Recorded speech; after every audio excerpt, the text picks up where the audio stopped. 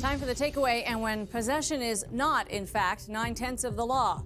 The agreement between the Musqueam First Nation of British Columbia and the federal government took some by surprise. Not so much that an agreement was reached, since the law in BC has been gradually pointing in the direction of Indigenous title for years. A few recent landmark rulings there, most notably the Cowichan ruling, which ceded title of large swaths of the Lower Mainland to that First Nation, have acted as a kind of heads up that BC was in for some major deal-making. The terms of this deal were not made public until after the fact. The agreement signed between nations, Canada and the Musqueam. But it opens the door to a new wave of uncertainty in BC around fee-simple property rights.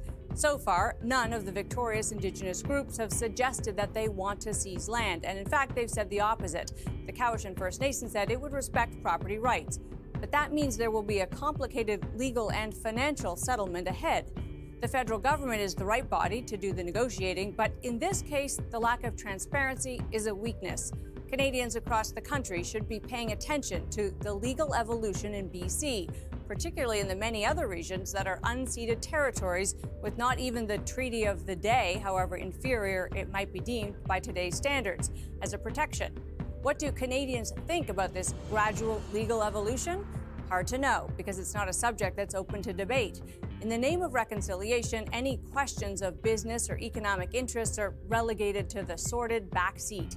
But one thing we do know is that the law is like a brick wall, with the stone of each new argument and decision resting on the last.